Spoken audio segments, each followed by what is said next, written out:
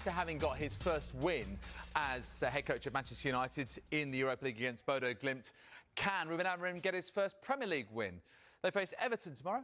Here he is. Ruben, you've done your first away game, you've done your first home game in the Europa League. What are you expecting from your first home Premier League match against Everton? Win.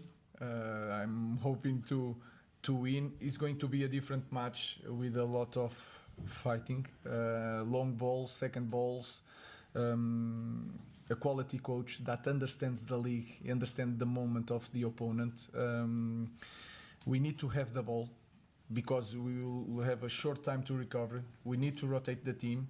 So I'm hope for a win, and I hope to see different things in my team improve, like we did from Ipswich to now with Everton without training. But I expect to see different things and better things.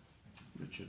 Hi Ruben, I wanted to ask you about Diogo Dalot. Obviously, made a big difference tonight. I wanted to see he's United's player of the season last season. I want to see what you kind of have been looking forward to working with him. What can he be a big part of this system as a wing back? Yeah, it's very powerful. We have to rotate him sometimes because he looks like always fresh, but he's not like that. He's not a machine. I think he plays better on the right, and we will manage to put him also on the right. But he's a very good player, very powerful, that can play both sides. Nowadays, a player that can play both sides is like it's perfect, because you can put him in different positions. So I expect the same that last year that you saw. A great player that can help the team, and he's really a team player and can feel it in every play, the way he lives the game. So it's very important for us. Jamie. Hi Ruben. I think everyone understands you've got a difficult job coming in midway through the season. How can you compensate for the lack of time? Can you maybe do, I know you don't have much time because it's about recovery, but can you maybe do double training sessions or more videos? Is there any way you can sort of speed up the process, or is it just impossible? No. I was a football player. Football players' videos more than 12 minutes, forget. They will lose the concentration. So we have to work on, imagine there's in indoor stadium we have that, we do instead of video we do it like walking and jogging. It's a way to do it, showing some videos. Then we have all the stuff that for example Carlos is with the strikers, they will show individual moments, so we'll try to cope with that. Everybody has a job in the staff, and they are more important maybe than me. So that's it. Trying to see the game, what is missing. They are very good players, they need to believe, and we will show individual stuff, team stuff, and work. If you cannot run, you can jog and make the same exercise. Of course, it's not the same, but you can manage to try to win time and to win games. Rob.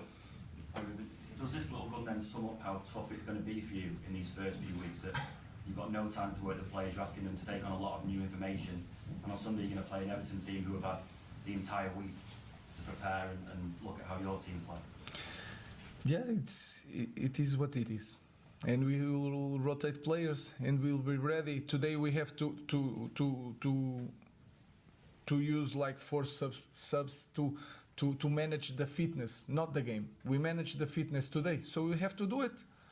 We already know that it will be like that, so no excuse. We should be ready to Sunday, and we have to win. But in terms of like athleticism, you've said that you want them to be better athletes. Is it possible for a player mid-season to be able to make that step? No, without training, you have to use the games. I felt, I don't know, but because I have to see the game, but I felt that we press a little bit higher and all the time. And Mason Mount did 60 minutes with high intensity. Rasmus was dead in the end. So the guys are playing, they have to push more. Push the guys to the limit. And the other guys have to train tomorrow. Luke Shaw did some minutes, and then is going to train now because we are 3 days. We can do today some things that tomorrow we cannot do, and we manage with all the staff trying to figure it out, some ideas to cope with that. Last 2 questions, Paul, Carl. Hey Ruben, you mentioned Mason Mount there. The club invested a lot of money in him last summer, but for whatever reason it didn't work out for him last year. Have you seen enough promise from him in this kind of couple of weeks that shows that he can be a part of your team moving forward? First thing is he's working really hard, and then you have to understand the human also. He wants this really bad, and that is the most important thing. I think he proved to all of you that he's a talented player. He was European champion also, so we believe a lot in him. He has to stay fit, and like I said, like all the guys in the team, they are quality players. They have to improve, believe in themselves.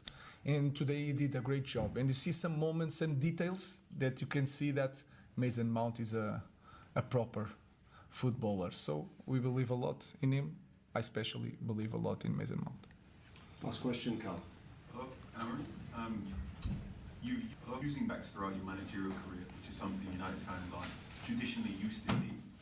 Can you help explain what you necessarily want from your players when they're out in those wide positions, and how that might be different to what they might be used to seeing?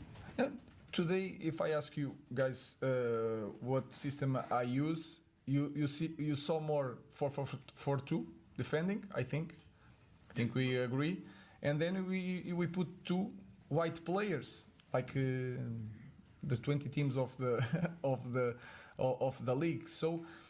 But you have to change the characteristics. Dalot and Malassi are more defenders because they defend in the back four, and today Ahmad and Tony, they defend like a winger and stay open. So what I want is good 1-against-1 to open the field, to play, to close the field when we lose the ball. So it's the same in every team.